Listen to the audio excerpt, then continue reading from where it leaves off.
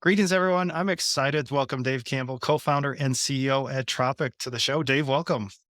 Hey, thanks so much for having me, Ben. It's a pleasure. Yeah, looking forward to the conversation, Dave. So let's start this off. Tell us a little bit about your background. Yeah, sure. So I usually start with where I grew up. I grew up in the Mojave Desert in a small town called Victorville. That's in Southern California, but I usually don't say Southern California because what people think of is most definitely not where I grew up. And I grew up on a cattle ranch actually there. And it's this piece of land that's been in my family for a couple generations. And that's where I think I sort of got a lot of the bugs that have sort of guided me on my path. One of which is kind of the bug to create. When you grow up in a very small, dusty desert town, you really have to create your own fun. There's no suburb, there's no stickball in the street. So you have to figure things out. My friends and I would do stuff like find mattresses that people dumped in the desert and tie them behind a pickup truck and ride them through the desert at like 50 miles an hour, things like that. But also I had this, very intense need to kind of get out of the place that I grew up. And I think that put a little bit of a chip on my shoulder. And I thought for the longest time I was going to be a professional musician or a novelist, something creative. And I went to school at UC Berkeley for that. I studied English literature and I thought I'm going to write the next great American novel. After college, I moved to a cabin in the woods in Northern California and tried to write the next great American novel, finished a novel, and it was American, but it probably wasn't great. But honestly, that experience gave me real clarity on my pull to entrepreneurship because I've always had a side hustle. At the risk of dating myself, I was the guy in middle school that would download the new Linkin Park album off with Napster and sell the disc at school for $10 when it was 15 at the store, things like that. And advisors in my life were like, hey, look, you've got a good degree. Your background actually might lend itself to tech entrepreneurship, even though you might not think so. Why don't you take a look and see? So I came to the East Coast and I started out actually as a writer at a digital marketing agency. This was in the era of content is king, where I think all of a sudden all these brands thought we need to have a blog. A blog is going to be the way that we drive sales of our product. But interestingly enough, in that era, 2012, 2014, no one actually looked to see if they were driving sales. They just put blogs up. I don't know if you remember that. It was a big thing for a while. And I kind of hacked the blog content to drive traffic. So I would look and see, what's ranking number one on Reddit this morning. Let's take a GIF of, the kangaroo punching the guy or whatever, and then write a listicle blog post out of that and post it on RCA Radio's blog, and it would drive tons of traffic. And that was, my first sort of brush with tech. That led me, because the CEO of the company I eventually joined thought that was so funny. That led me into tech, into a MarTech company called BounceX at the time. I joined actually as a CSM and 2 months later moved to sales. And, 2.5 years later, got promoted to VP, scaled the business from effectively zero to about $80 million in revenue. And that's where I basically learned everything about this industry, everything about the problem space that we're active in, and also about building companies to create solutions to problems. So after I met my co-founder there, I met a lot of the, early team at Tropic there. After that, I had this idea in my head that I needed to get some kind of like very late stage finishing school, business school type experience. And I went to Microsoft and I was a global business manager at Microsoft with a $500 million territory. And you mentioned when we were talking before we had recorded that one of the things you wanted to do is, get founder thoughts out in the open so that other founders can hear them. The first thought that I would put out in the open is if that sounds like you, if you are in a leadership position somewhere and you think, I just need one more experience before I'm ready to take the leap, just take the leap. Don't get that one more experience. I took, it was fine at Microsoft. Ultimately, it taught me that big companies are not for me because you don't get to scratch that creative itch that I have in a big company. And I got real clarity on the procurement problem, the problem we solve at Tropic while there, because I had then seen companies with no procurement, startups, mid-sized companies with fledgling procurement, and the biggest procurement teams on planet Earth. And overwhelmingly across the board, I was like, this is the least penetrated business function I've ever seen when it comes to tech. And these are underdog people. And I want to be the company that makes procurement cool. And that was kind of the impetus to leave and start Tropic. So that's the long-winded bio. I love it. I love that intro and that background. And I saw on your LinkedIn profile, English literature. Now, co-founder, never thought that would be the case. But then, sharing a little experience here already, you said you went to Microsoft, thought that would be a next step in your learning journey, but really, maybe obviously you learned some things there, but it sounds like that wasn't necessary. If you could go back in time, would you have just then founded a company at that point? Absolutely, yeah. And not a knock on Microsoft. I know Yeah. people loved working there, but what I've come to find out is that the first thing you need to worry about is 0 to 1, right? The first thing you need to worry about is creating a product that people like and that they're willing to pay for and that they don't want to turn off, and finding product market fit. You don't learn that in business school. You don't learn that in Microsoft, not to knock business school, but you can only learn that by doing it. You can find blogs with frameworks, and I've read all of them, and my experience was different. So it's like the thing that helped me do that was my innate compulsion to run through 10,000 brick walls and make something happen. And the learning that surrounds that, you pick up along the way. There's no experience, I think, that can really prepare you for entrepreneurship other than taking the leap and doing it. And when you do start to scale, and we are now at Tropic, a growth stage company, we're still, very much growing in that we offer a platform that companies really need in the given market conditions. You kind of don't even really need to learn that stuff then, because what you need to do is focus on the thing that makes you special, your superpower, and then hire amazing executives that already have that experience, right? That you otherwise would look for in doing what I did and going to Microsoft. So, that I have found that urgency is a huge thing for me. I approach everything I do with tremendous urgency, more than the people around me sometimes can tolerate. And if I could go back, I would have done it sooner. I wouldn't have wasted any time gathering additional experiences. Okay. Well, appreciate that insight. In good transition into Tropics. Tell us about the products and services that Tropic offers. Yeah, definitely. So Tropic, we cheekily call the self-serve savings machine. And what that means is it's a consumer grade procurement platform that lets you navigate every step of the procurement process with ease and efficiency. And those are two very big and important words in procurement. If you've ever seen any of the legacy incumbent procurement platforms, they look like they were designed in the 1990s. So bringing a consumer grade procurement experience, I think, is on its own disruptive. And then underneath it, we have a unified data set that enriches the quality of that procurement platform so that it's more than just kind of empty workflow tech. It's tech that actually is showing CFOs every opportunity at their company for saving money, whether it's a license that is more expensive than an industry benchmark, or a product that's underutilized, or a set of tools that are shadow IT that have never been through an approvals process. It's giving you a pane of glass as a CFO for every single dollar of spend that you have and every savings opportunity that you have to take. And then it's giving you the tool to actually take advantage of those savings opportunities and orchestrate, the work of procurement. So that's how we position Tropic and what it's doing for CFOs today. Love it. And just to be sure, is this beyond just say technology spend? Is it any type of spend within an organization? Any type of spend at all, yes. However, we're very opinionated towards software spend. What that means is most of our customers, before we get engaged, they have a process for how they buy stuff that's like a staggeringly complex document that lives in, their knowledge management system somewhere. And it's not only very confusing, but very fragmented. And end users, therefore, don't follow it, which is, as I'm sure you've seen, one of the CFO's worst nightmares, right?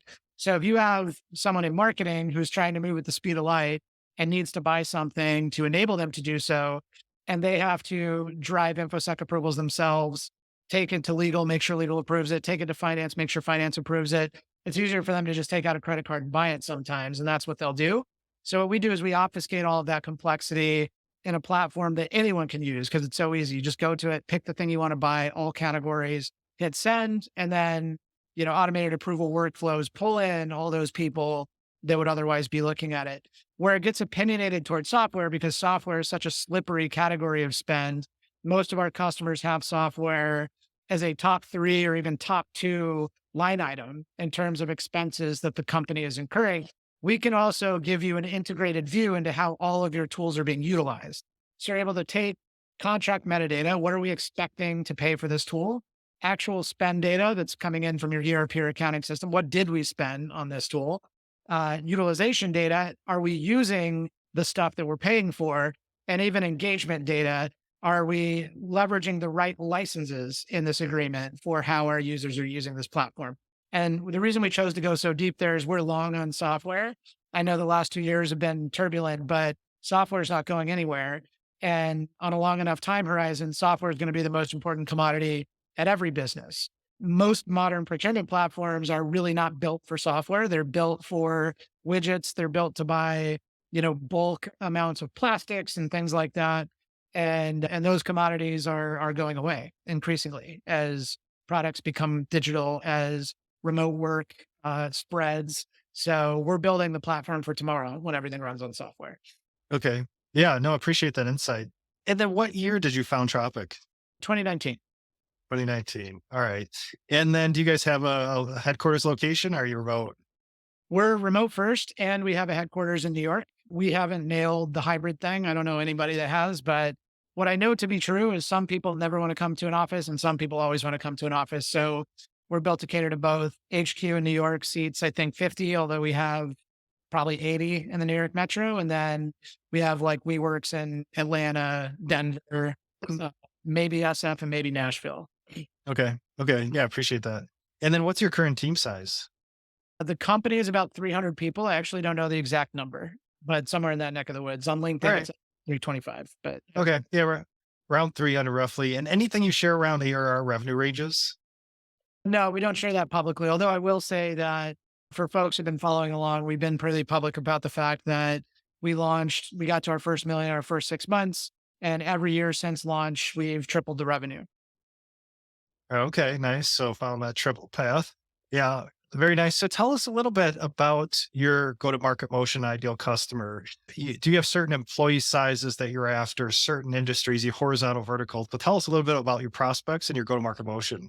Yeah, so we've been very focused in our go-to-market approach. That's something that I have found to be extremely effective. If you're not, you can wind up chasing cars. And a nugget that probably isn't news to anybody, but if you're listening for insights on how to run your business, whatever you're doing with your ICP, it's too broad. Tighten it up. Until very recently, we would only sell to you if you were a B2B software company between 100 and 1,000 employees. And 100 is where the software problem starts to be painful enough that you're ready to invest money in a solution. 1,000 is where we would top out because the value proposition and the platform that we went to market with wasn't probably well suited at the time for companies that had big and robust procurement teams. That being said, we've actually just reshuffled that pretty considerably. We're still focusing on B2B software companies. Now our ceiling is up to 10,000. And this is because we have a huge suite now of integrations that we didn't used to have and a lot of enterprise ready features and functionality that help you navigate the entire procurement process as opposed to just one piece of it. We're still not going after the Fortune 50 yet. And I think the next thing that we do to expand will likely be to expand into adjacent categories, adjacent verticals of industries, right? So we're doing an exercise right now to determine, is there another, golden egg out there somewhere? Should we be in healthcare? Should we be in higher ed? Should we be in banks? So on and so forth. So that's how we have kind of evolved our go-to-market. And that's where we're focused in terms of customer base today. Okay, so first, so B2B software, 100 to 1,000 employees. Now you push through that threshold up to 10,000. And do you see any friction? I assume employee size it up to 10,000. They've got formal procurement divisions.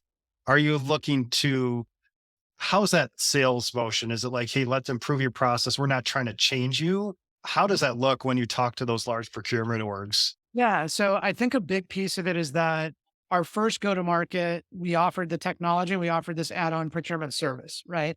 And that was like a jackpot value proposition for that 100 to 1,000 person market segment because none of these teams have dedicated procurement. Most of them don't, right? However, we never want that to be the long-term growth strategy of the business because, we'll always have the service, of course, but you can't grow the service linearly with your business beyond a certain point. It becomes challenging to scale.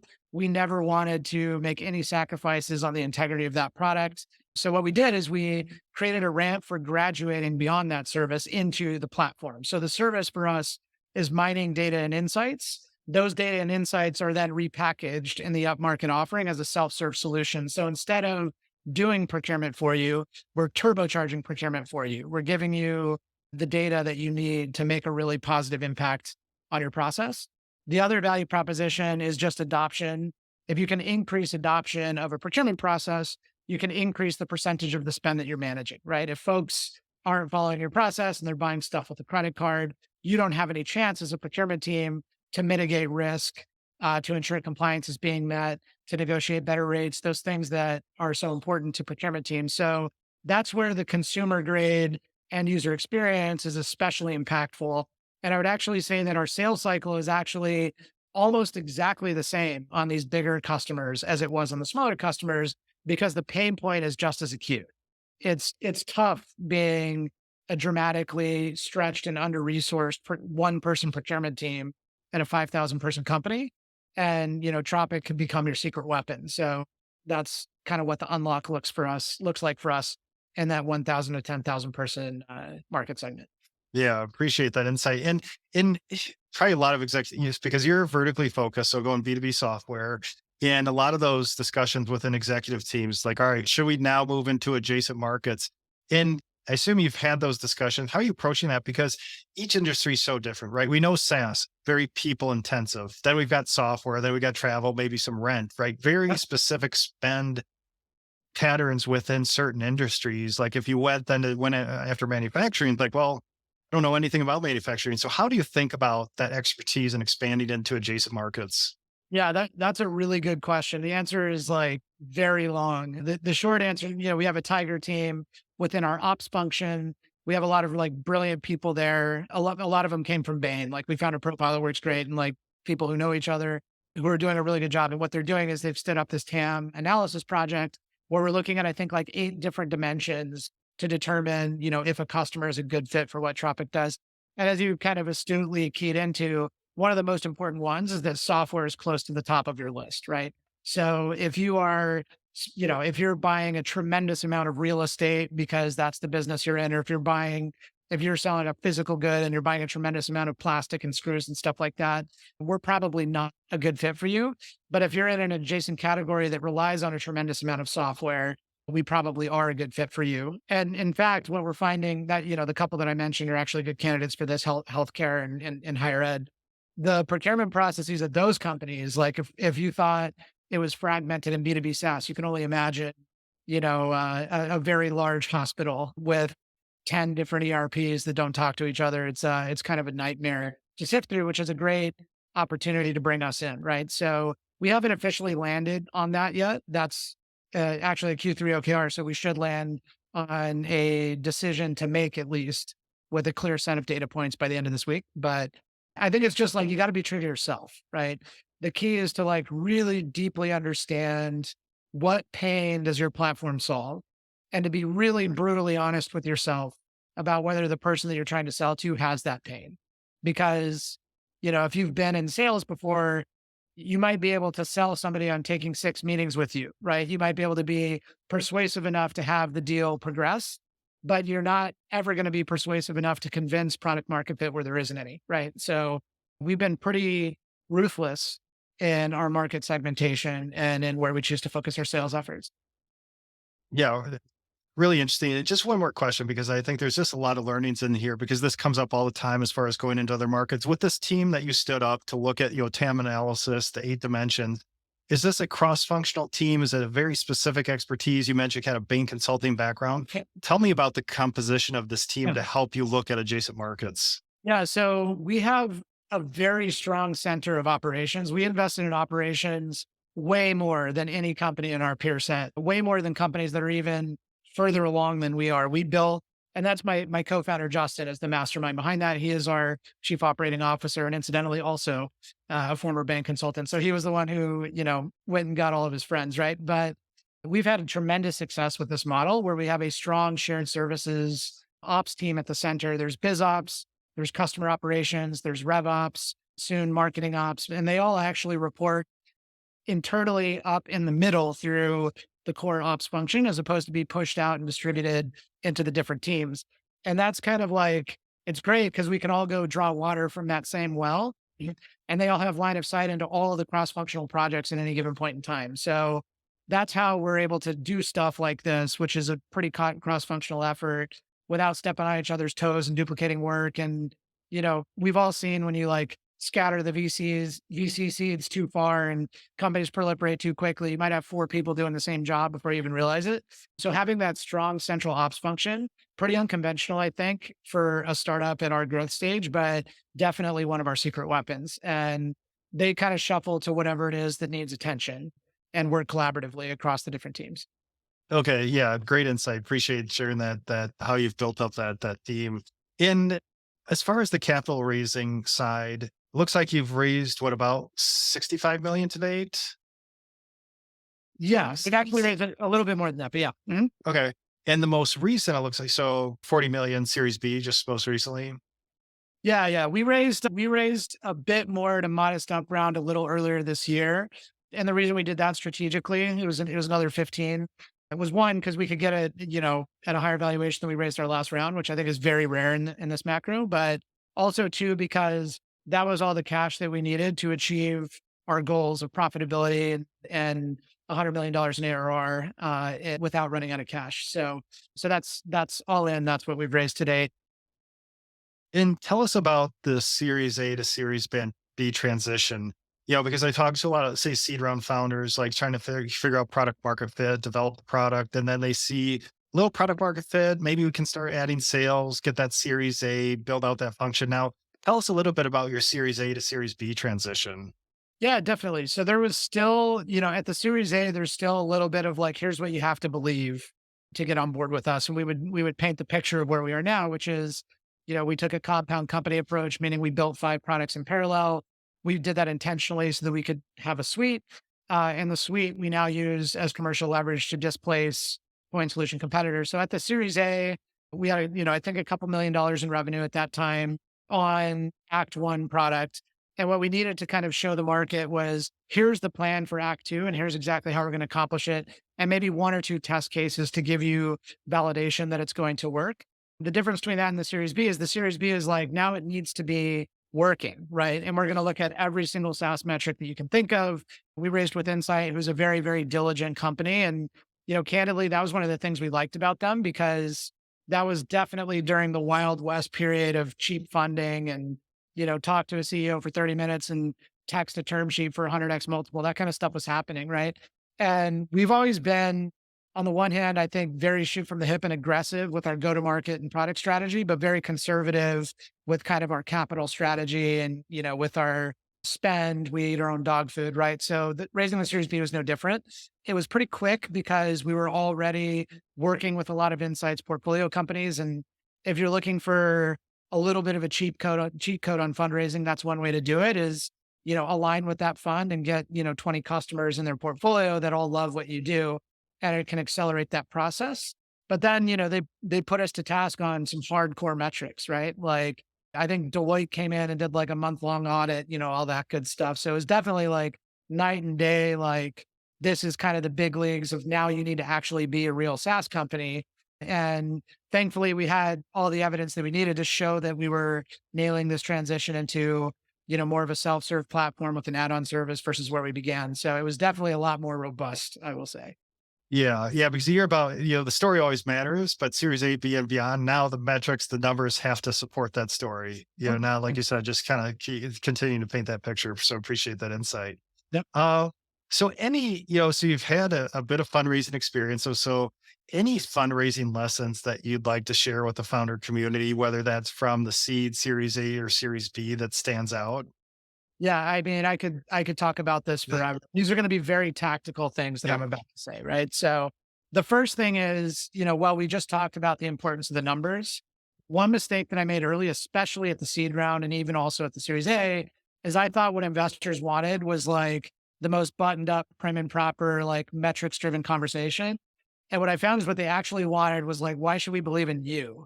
Like, what can you tell us about your life, about your vision, about your product, about how you hire that's going to make us believe in you? Because the metrics we can review in the data room, like we'll get there with the metrics and they're going to need to be there.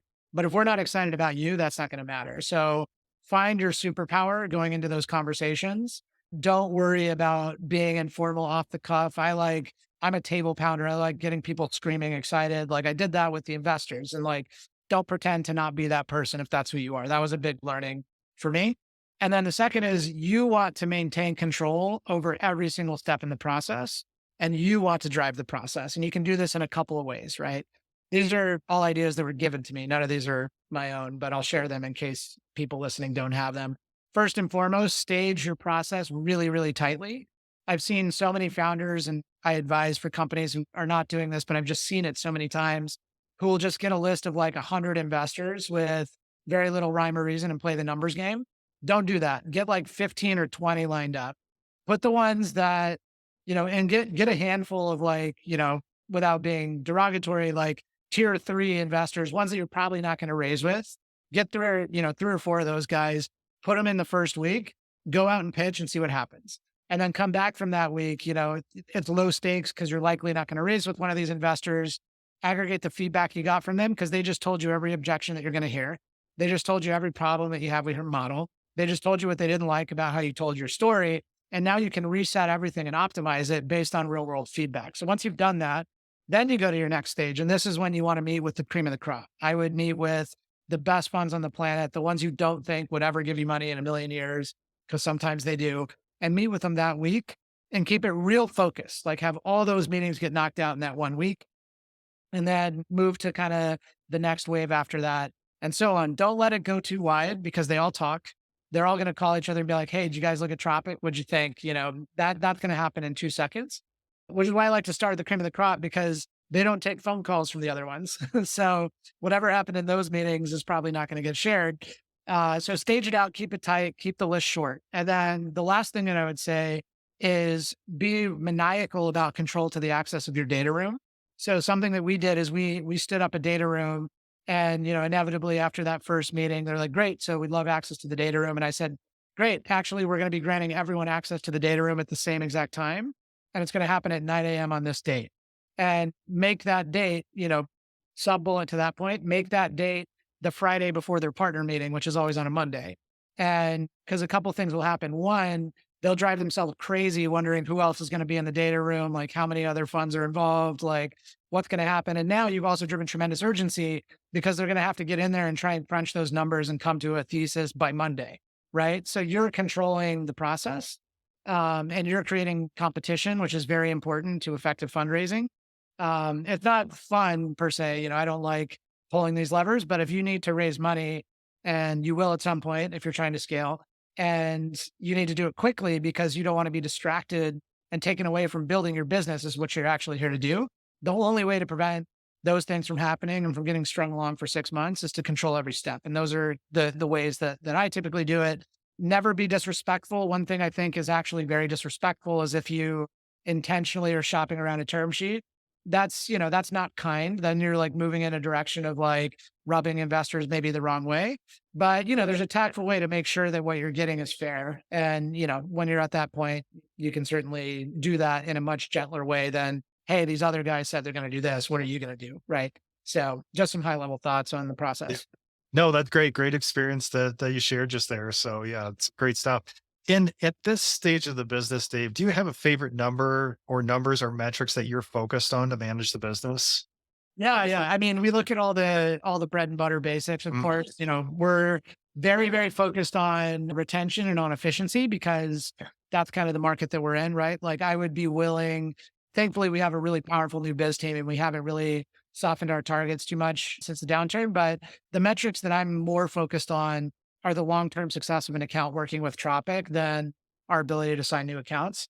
And specifically underneath that, we have all kinds of internal made up Tropic specific metrics that we know are success indicators that drive that retention. So like we just rolled out customer health scores not too long ago.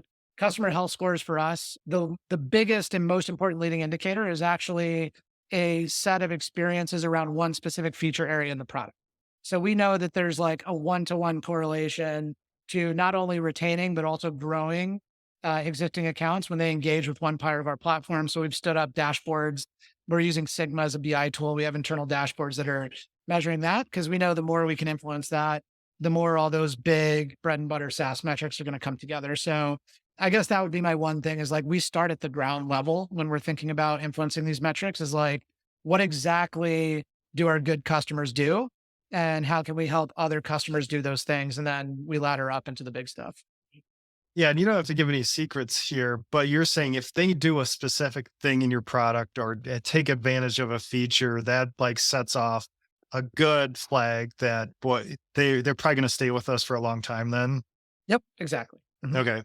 And then where do you think this should happen? Like, looking at product analytics, customer analytics within the application, I mean, maybe where did you start or where do you think founders should start thinking about this as, say, a formal function versus just kind of anecdotal evidence of what customers are doing with our product? Yeah, it's really difficult, right? And I don't know if there is an exact science, but what I would bring it back to is like you have to be just maniacally focused on the problem that the customer is trying to solve. Like maniacally focused on that, right? Because our product does all kinds of stuff that is great, but may not be maniacally focused on the problem the customer is trying to solve, right? So for us, like in our kind of core product, there's a set of things that a customer does when we know, like, I'm here to solve my very, very specific problem. And we sort of just teased out of those from talking with customers, which of those experiences were the ones that they were perceiving as most valuable. So it's like that, I think, will get you away from vanity metrics like logins or like monthly active users. Those don't actually tell you anything, right? But it's like for us, customers buy Tropic to save money. So if they're in the platform saving money, then we know that what they bought us to do is working. And we've seen that the impact might be 10 or 15% different from customers that do those things in terms of net retention than customers that don't, right? So that's what, our CS and AM teams do is they help customers have that aha moment where they turn the corner and really start realizing the value of Tropic. So I think, maybe a fluffier answer than I wish, but just be maniacally focused on the problem that your customer is trying to solve. And this too, like we talked about product market fit a little bit earlier. Every founder that I've ever met, myself included, gets happy years in the early days because they're like, I have such a good idea. I'm so smart. This is going to be the best thing the market's ever seen. And then you hear customers say things like, oh, yeah, this is great. But that doesn't actually turn into dollars, right? So, like, figuring out, do we actually have product market fit here? And then specifically why? Like, what is the thing that is the aha moment that they have where they're like, wow, I can solve this problem in Tropic? That's what we kind of anchor on. Yeah, really appreciate that insight. And Dave, as we wrap up here, yeah, great learnings and experience that you're sharing so far. Tell us what's coming up next for Tropic. Oh man, so many things are coming up next for Tropic. We have some massive feature releases that I can't talk too much about, but they're game-changing feature releases for us that are gonna, basically take us into a new category. We are uh, forming also some partnerships in some exclusive partnerships that I also can't talk about, unfortunately, but those are going to be very exciting. We're continuing to hire. We're continuing to hit the numbers. And, if you're listening and interested, like I'm happy to elaborate more, but I think 2023 is probably the year that we hit our stride. Like, I think that the metrics got to where we wanted them to get to. We started getting recognition. 2024 for us is going to be the year where we aim to dominate the category. And I think we're on our way, but I guess we'll see. Yeah, appreciate that. And just one last question before we wrap up, because you mentioned Insight Partners and obviously a well-known fund. What are your expectations from, if a founder hooks up with one of those larger, well-known funds? What expectations do you have from them to help your company? Yeah, that's a really good question. So if you had asked me that before we took the money from Insight, I would have said zero expectations. It's just money because every fund tells you about the value add. Now that I've worked with Insight Partners, I can say that they have completely smashed that misconception. They have been so incredibly helpful to us. Like we did a massive, super comprehensive pricing and packaging exercise, which I totally underestimated how hard getting pricing right is. It's like one of the hardest things and one of the most important. And what's great about a giant fund like Insight is they have the pattern recognition, right? So they're like, here's our pricing guy. He's done this 200 times and he's seen, 400 portfolio companies that went through a similar exercise. And we plugged in there and got some stuff done. When we were doing things like capacity planning for our early kind of Gen 1 sales team, they had a CRO for hire type person that I could talk to. And I just had 30 minutes with them where I was like, here's the model. And he was like, this is wrong, this is wrong, this is wrong. And like, that's just, when you have people in your corner that have already seen around the corner that you're about to move around, like there's no substitute. So like, I can't overstate the value that we've gotten from Insight. It's like a deep bench of just really smart resources like that. And they've been a phenomenal partner for us. I love that. Yeah, like you said, pre-raise, no expectations. Now, yes, ongoing expectations, right? Because a tons of reps, they've seen it, they've done it, and now can lend that operational expertise to Tropic. So I love that. Right. So Dave, really appreciate your insight coming on the show today. And if listeners would like to learn more about Tropic, where should we send them online? Have them connect with me on LinkedIn and shoot me a DM and I'll find the right person for you. That's usually where I'm active. All right, sounds good. Yeah, so reach out to Dave on LinkedIn, and I think your URL is tropicapp.io, correct? That's correct. Yep. All right. So check out tropicapp.io or hit up Dave on LinkedIn, send a direct message for more info. And Dave, really appreciate your time today. Awesome. Yeah. Thanks so much for having me, Ben.